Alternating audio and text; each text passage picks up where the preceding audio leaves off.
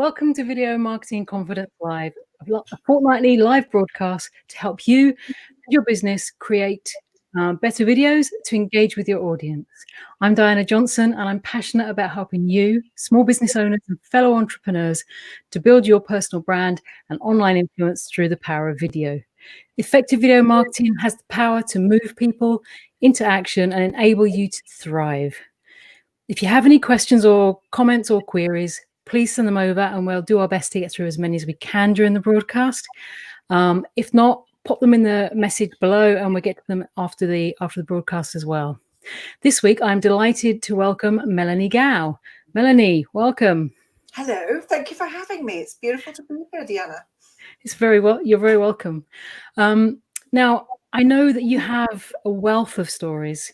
And so to start us off, would you just tell us a little bit about who you are and how you would describe your work life just now? Well, in some worlds, I'm known as a story strategist. So that's somebody who can take a story, a personal story, your life story, and turn it into an asset, an authority asset, like a book or a talk. And I specialize in signature speeches, TED-worthy type things. However, in my world, I believe I make legends. And what I do is I work with ordinary people like you and me. I always think everyone is extraordinary. And that's entrepreneurs, soulpreneurs, change makers, and leaders to find the power of their story.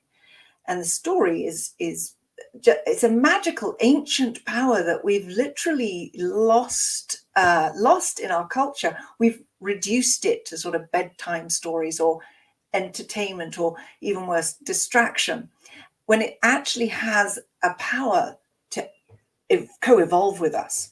We are created out of our stories, and our stories create the world that we're in. The stories in our head and the stories that we tell out loud. So when you have an incredible power like that, and you only have to think of story, a well-told story can send people to war, to a front line, and fight for their countries, or it can redeem us. And on a very normal level, like everyday level, if you are watching a film and you cry, that is the power of story, because you have a full emotional response to little flickering light in your mind. So that's where I work. I work with what I consider one of the most powerful forces on the planet, and more specifically with the one that I think is one of the most powerful forces the human being has created, which is the spotlight. Does that make any sense?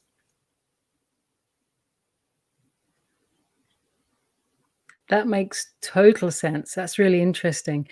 Now, I think it's fair to say that all of our stories come out of the lives that we live. Yes? Would you agree with that?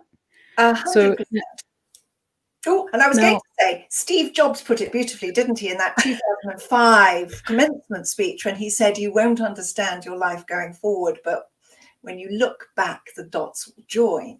And that, what we do has to come out of our life experience. Otherwise, we wouldn't be here doing what we're doing. Absolutely. I think it's fair to say, though, that you have lived what many would find quite an extraordinary life. Just touching briefly on some of those points, you grew up in remote Kenya, directed films, written books, walked the Pyrenees for 33 days with 2 young sons, to name just a few things that some of us may not have done. And that's a very full life, and that makes for a lot of stories. And I think not all of us would recognize the stories that we have to tell or how they measure up against those kinds of tales. How do you feel about that? I love the fact that you say, I've lived this full life, because I would say in my lived experience, everyone I meet has lived a full life.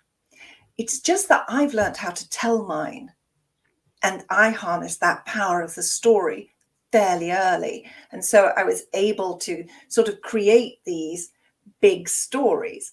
Some of them I created by living them, and some of them I created in the telling of them. So a lot of people come to me and they will say, oh, I have too many stories. And so that is evidence we've lived full lives. Or the opposite. People will come to me and say, I don't think mine's worth telling.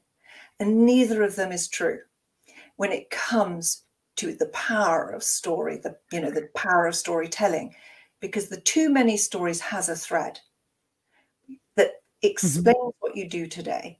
And the I don't have a story is just not true.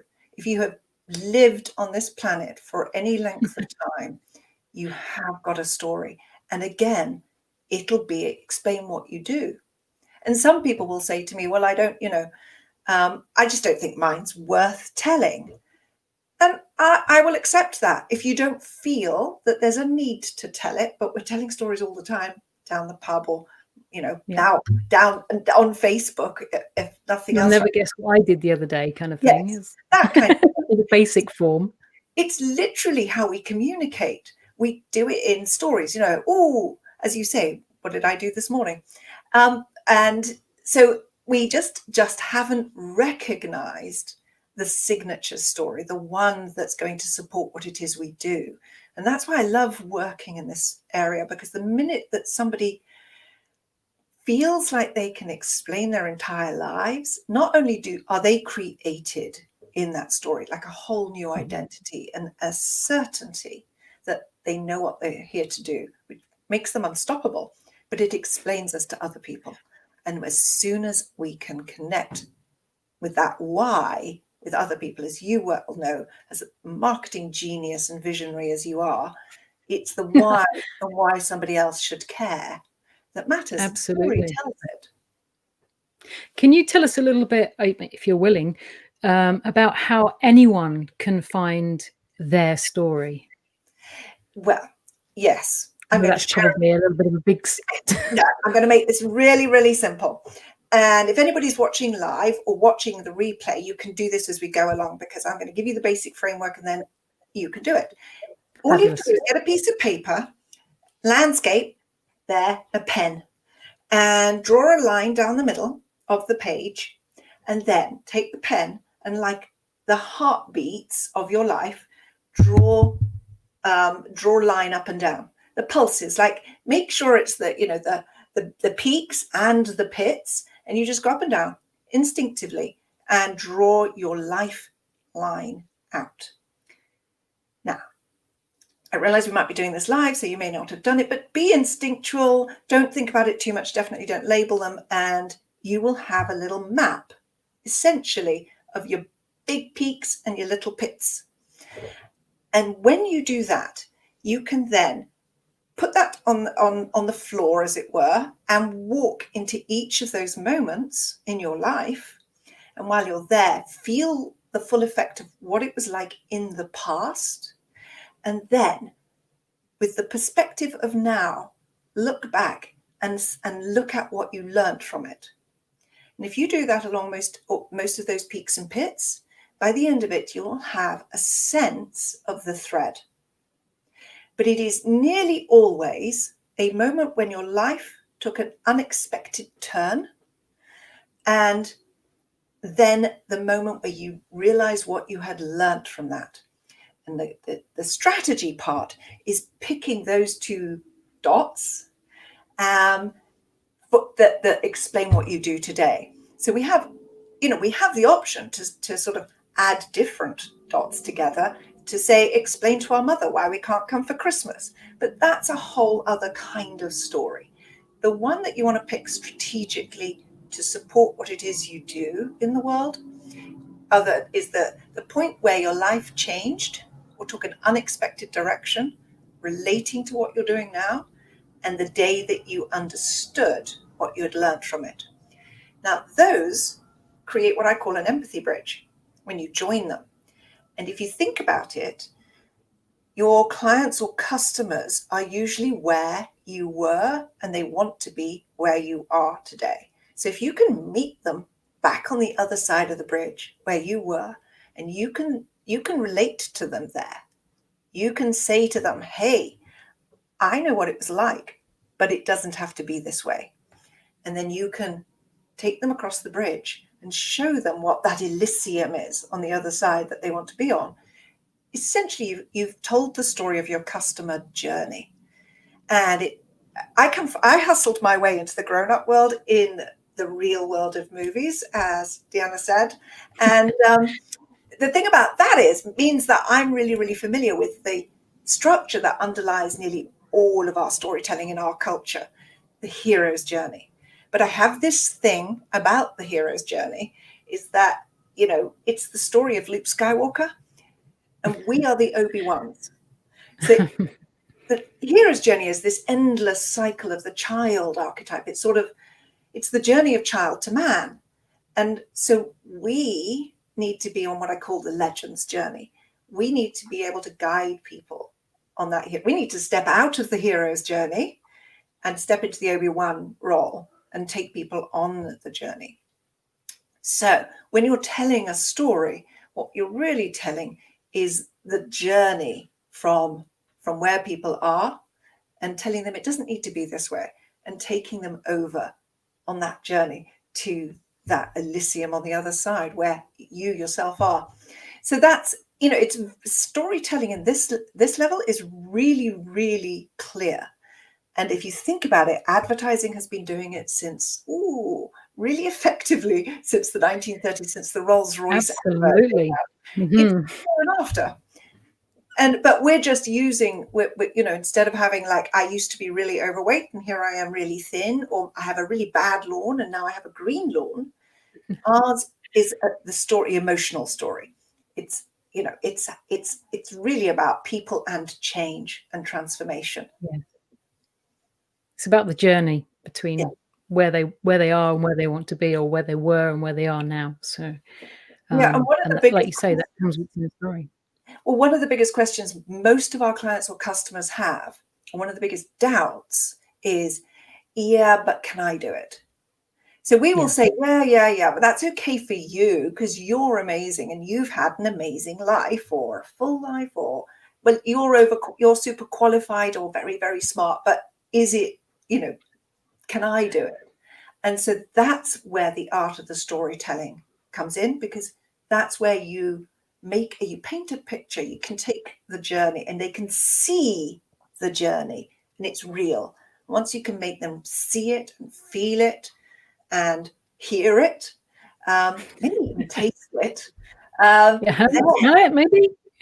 They believe in it. They're like, oh, okay. Their body already feels like, oh yeah, that's me. I can do this. Yeah. I mean, people who've worked with me will know that I always encourage people to use storytelling as part of their video plan. And by that, I mean real stories, authentic stories, to help people connect, to help people build empathy with their audience, whilst building their personal brand and letting people know who they really are. And I'm guessing that a great place to start planning that would be with what you described earlier as your signature story.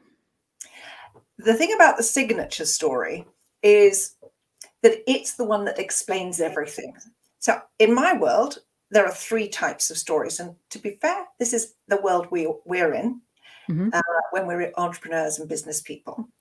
There's an everyday story. So that's the story we could tell any day on Facebook to explain a small point, to sort of get people to understand a little part of the journey. Then there's the origin story, how Spider-Man became Spider-Man. Even the creation story is a kind of an origin story, the Garden of Eden. We have creation stories throughout our culture that explain sort of some big part of who we are. But the signature story is the idea we want to share with the world and our story. Now you're starting to create an asset. So say, if you know anything about, say, a TED stage, the TED motto is something along the lines of ideas worth sharing. The sharing something is considered most valuable by human beings. It's in our primitive nature, because when we were in our settlements and if somebody had gone into the forest and eaten a bad berry and then come back to the campfire that night and said to all the people, like, I went into the forest and I ate that, and then the whole of the settlement would be like, ooh, really great share. We'll avoid the berry. So sharing is prized by the human being. And if you share an idea, we know that it's different to sharing an apple, because if, you know, I've got an apple and I give you an apple, then you've got an apple and I haven't. But if I give you an idea, we've both got it. And that's how we got to the moon and things like that, by idea sharing. So we really value it. So when you can either have your distinct idea worth sharing, which is kind of tends to be corporate and big type of industry type ideas, what will change the world. That is one type of idea. The other one is when you share experience and what you've created from it. And that even covers soft skills, and that covers most businesses. So you fall into either category, the big industry world changing thing, or the soft skills thing, which is how do we share our experience so others can learn. Those are highly valued. And that's what makes the difference between a signature speech or a signature story and any of the other stories, is it's the combination of what you want to share and who you are behind that and how you got to know it and why it's important to you, which of course is the know, like and trust. Absolutely. That old chestnut. But it's so true. People buy from people. Oh, how many cliches do you want to throw in here? But okay, so there are many different types of stories, you're saying. And I guess one of the best ways to find out about those different types of stories would potentially be to come to your festival. No, my beautiful festival. So the True Story Festival is on the 14th of November. It starts at 1:30 London time. It goes across all the time zone friendly, but we have 19 speakers at this festival. And on some level, it's going to feel like a beautiful, indulgent festival day, a day of entertainment and also nurturing. It's like Netflix binging true stories, soul food and connection. And on the other hand, because obviously I have my strategic head and my legend maker head and my story head, it's literally an embodiment of what a story can do to explain who you are, what you do, and why. And so what I want to do is I've got these incredible stories from people who've faced challenges. And let's face it, we're all facing specific challenges this year. We all face challenges all the time. We do. We perhaps have unifying challenges this year. Yes.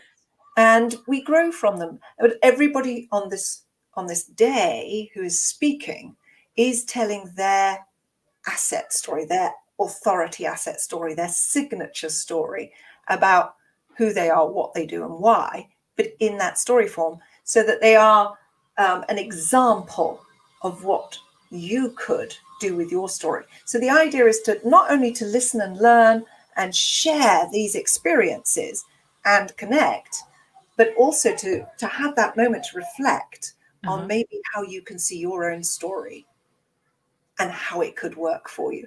I mean, there's even a free journal with the day to make the whole experience. I was going to ask if there was any interactive element here. Were there any workshops, or as you say, there's a journal or something? Ooh, yes, thank you for asking. So, okay, you may not know this, but stories actually have 4 natural powers.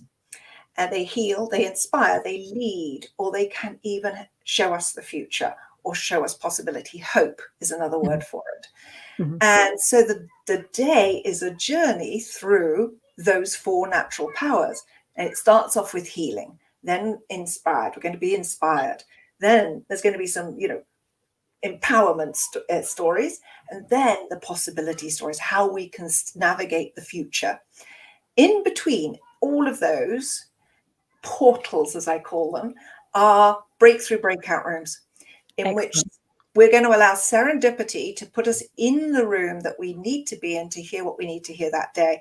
And those are going to be facilitated by the speakers who are all sharing the next step on from their actual story, how they work with it or how they can help. So it's actually, interactive and passive, but it's not a pass fail day. It's not don't turn up in your suits. It's what makes you feel amazing. Pajamas are it's absolutely accepted.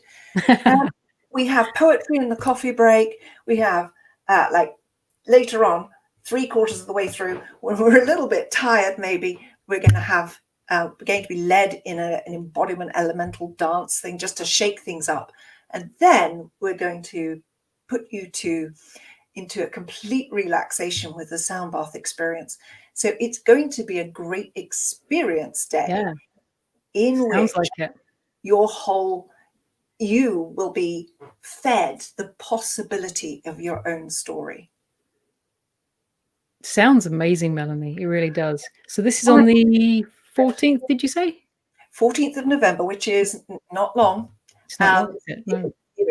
It's a Saturday, depending on when you catch this replay. It's Saturday, 14th of November, 2020. Very important. In case caught this replay in 2 years' time, and because the material's that quality, you will be watching it. And it starts at 13:30, 1:30 in the afternoon, London time, which is breakfast in Los Angeles and Vancouver, but stretches up to the 11:30, nearly the witching hour, carriages hour for sure, in UK time. But that's sort of like a late afternoon, early evening for a lot of the world. And obviously, we're actually stretching as far as India, because one of our speakers is from India. One of our speakers is German. One of our speakers is Swedish. Lots of them are UK and America and Canada. So it's a range of stories from different cultures, different backgrounds, and different stages of life, and very different experiences. But there is something in every single one of them for us to take away. And that's what I'm hoping everyone learns, is that story is one of the greatest tools for sharing who we are, what we do, and why nobody should care, in a way that just it almost just carries us away. And we don't have to think, we just absorb, and we can hear it on so many different levels. That's the power of stories, that it's multi-layered experience. Fabulous. And so it hits people where they need to hear it right there and then, or feel it, or see it. Some of us or something they can recall and remember when they do need to hear it. And isn't that the truth? We never remember facts or figures, but we sure as heck remember stories. And that's the other thing about stories, isn't it? It's the thing somebody else tells about us. So it's our brand. And so I haven't actually told one of my stories on here, apart from the fact that I hustled my way into the real adult world in the movies. But you mentioned that I walked across Spain with my 2 sons. And that is absolutely true. But it was right after my marriage broke down, my father died, and I lost the second publishing deal all within 6 months. And I needed to walk out of there with a bigger story to tell. And so that's what we did. And I had a 12-year-old and a 16-year-old son. And so we walked over the Pyrenees and across Spain for 500 kilometers. It took us 33 days. And obviously, for me, it was a love letter to my sons. I wanted to give them a space to decide what kind of men they wanted to be. The big surprise was that by the time I came back from that walk, within 3 weeks, I was asked to give a talk it might have been in the H Concern Cafe at the back of my town hall, but it went on to become a national inspirational speaking tour. It was a 178% crowdfunded book and led to me giving a TED talk. I spoke about that for 6 years. I've only just stopped really telling that story live. And a lot of that storytelling, when I was in rooms with sort of 300 and 400 people wanting to hear the story, what they really wanted to know was, how was it that a single mum had been singled out to be on the stage telling her story? Because there are 18,000 people every single day doing that same walk. It's the Camino, sometimes known as the pilgrimage, or the road to Santiago de Compostela. It's really well known. So how is it that one single mum gets singled out to be on the stage, and it's because I know the power of story. When I went on that walk myself, within 3 days, I had this little voice on one side going, "You're going to have to tell this story." And the other one was going, "Do you know, every single person who does this walk thinks, I need to tell everybody this story. It's amazing. I need to make a book, a film. I need to do video blogs. I need to tell it." And so I said, "Look, you know the publishing industry. Nobody is going to publish this book because, publishers' desks are full of people whose manuscript is on their desk wanting it to be published." This argument went on for 30 days. And it was only as I walked into the Santiago de Compostela at the end of the journey that I heard the important part, which was this side that said, "Yes, but you know the publishing industry. You know the power of storytelling. Most people on this walk don't know that yet."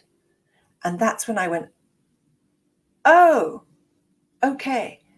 And that single piece of knowledge, that skill set, that ability to harness the power of storytelling is what made me the one that was asked and invited to speak. And that's key for businesses, for entrepreneurs, for change makers and leaders. If you can harness the power of storytelling, you'll be the one that will be asked to speak, asked to consult, asked to be an influence, to lead. And that's as simple as that. And then, further to that, I love the spotlight particularly because it's the power it has to lift our message and scale it to the lives of everybody who sees or hears it. And the spotlight will literally translate what it sees. So when you know your own story, you can stand in a spotlight authentically. And that is what the spotlight will then translate and transmit to everybody who hears and sees you. And so that's why stories are so very, very powerful, because they have this ability to, oh my God, they're borderless and they can go around the whole globe and scale to everyone who hears it. And they're rich and they connect where it's important. They connect on emotions, because one of the number one mistake people make when they're trying to, speak about their business or tell their story on their about page is that they go into the expertise versus the story. And I always explain that this is metaphors of stories. You said there are lots of different types of stories. So this is mine. So our expertise, or our how, is like being in a rowing boat. You're in there and you're paddling away, putting a bit of effort in, but on a sunny day, you'll get across the lake and it'll be beautiful. But when you tell your story, that is like putting up a sail, and it's as if you move by magic. And that's the difference. So people will, when we love stories, if I reflect this, we love stories, we love hearing them. But when it comes to us, we're like, oh, no, suddenly lose confidence that story will do the job. And we go, no, what I want to do is I want to tell you about my expertise because I'm very smart. I really know what I'm doing. And we have this disconnect where we love and hear stories, but when it comes to ours, we jump to expertise. Is that about self-protection? Is that about hiding behind the expertise, hiding behind the things, rather than allowing people to see the you? In my lived experience, yes. And with most of us, we have some challenge about visibility. But what I have found is that as soon as we can tell our story, we have no problems with visibility. We just step into it, or at least we'll do the first one, and then it feels great. Because once we've stepped, you see those, we've got mind goblins. So that's the other story, isn't it? And one of their biggest playgrounds is that, visibility space, the spotlight. And they'll be saying things like, oh, my mistakes are amplified, and they'll start running off at the mouth. And one of the things that is is big is this feeling inferior to the audience. Mm-hmm. But I like stroke those mind goblins and just say, it's okay, I got this, and let them pat them on the head and sit them down a bit. And then what I found is that when people have got the story that explains what they do, that gives them the ability to be visible, authentically visible, because don't forget, all the marketing gurus are telling us we need to be authentic. Well, that story is the authenticity. Absolutely. And that makes it much, much easier, because we then know what we're saying in the spotlight. We don't need to flinch from it quite so much. Totally. You've spoken a lot today about the different types of story and the different ways we can pull bits out of them. If you had to narrow it down, all of your experience, to just 5 top tips for business owners and entrepreneurs to enable them to be able to weave their stories into a way that will connect with their audience, what would those 5 be? I don't know if you can do that, but we'll give it a shot. Yeah, pretty sure. Okay. So the number one truth is that we are always telling our story, whether it's to 1,000 or to one person. Just by speaking, we are conveying some sort of story. So once we know that, then it's well worth figuring out what story we should be telling. Don't forget, brand is what people say about you when you've left the room. So you want to do that first impression, the emotional calling card, so to speak. So that's number one. Number two is, the biggest mistake that people make is jumping to the expertise and not their story. We got to put up that sail and, travel as if by magic. Because the expertise is not what people remember. Your story is. And so the number one, the number one mistake, truth, secret. The number one secret is it comes down to you. Because you being able to tell your story actually creates a new belief in your own expertise, a new belief in your purpose, a new belief in your wisdom and your mission, because our stories are our identity. So when you create one that at that sort of level, you actually become really enamored with, oh my God, I actually know what I'm talking about. So instead of talking about your expertise, you actually create somebody who believes and can communicate it. So that's 3. Fourth, it's a skill. So it's learnable, 100%. And number 5 would be the most useful thing would be,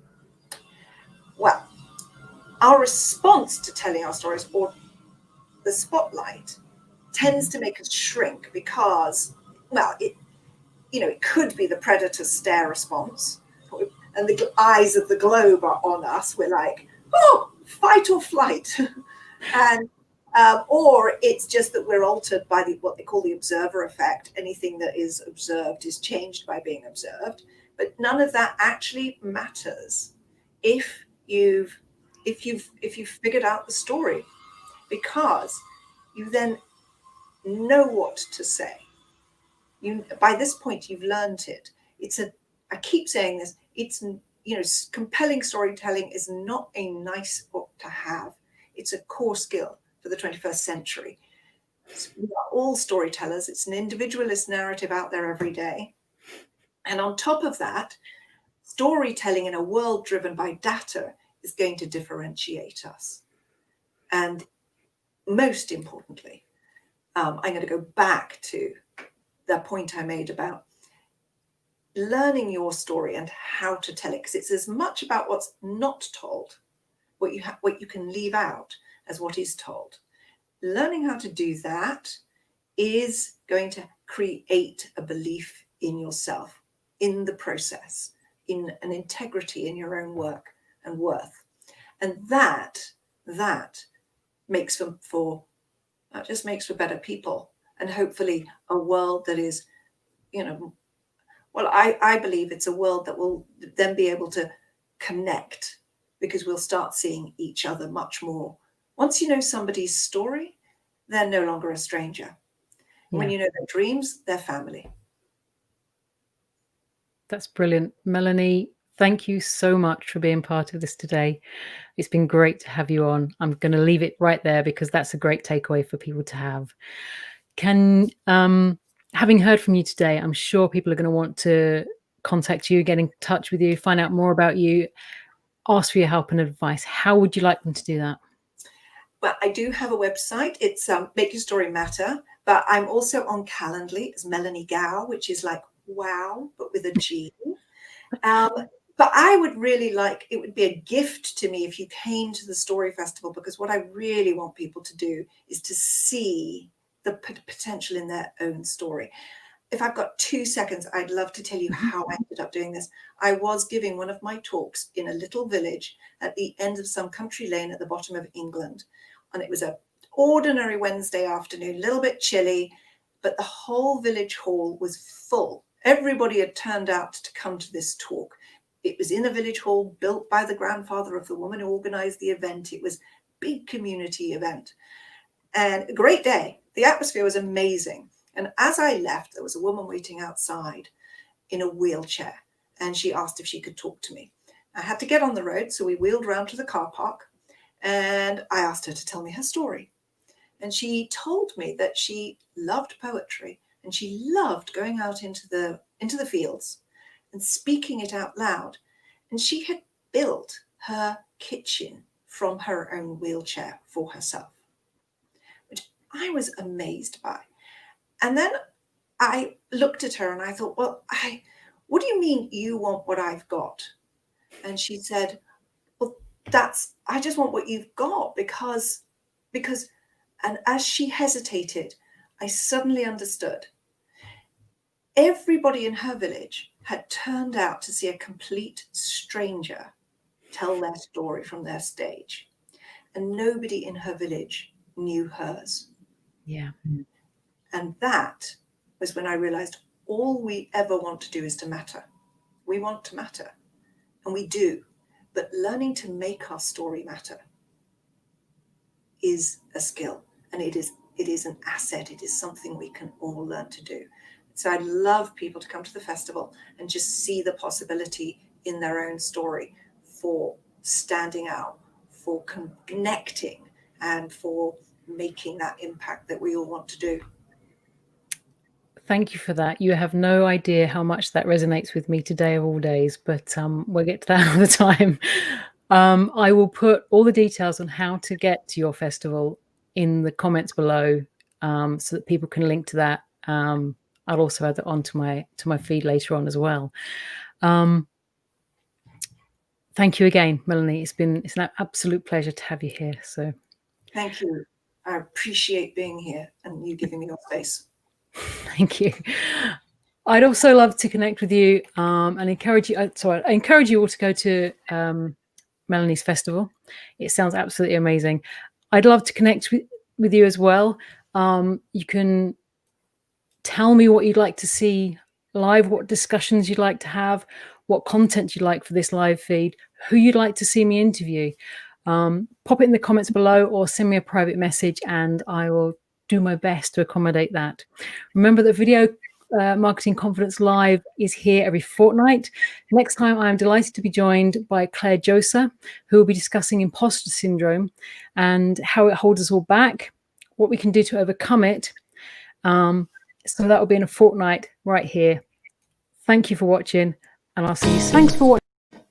Thanks for watching Video Marketing Confidence Live with me, Diana Johnson. Be sure to join the community at videomarketingconfidence.com, where you can continue to find ways to use video to help you thrive. See you next time.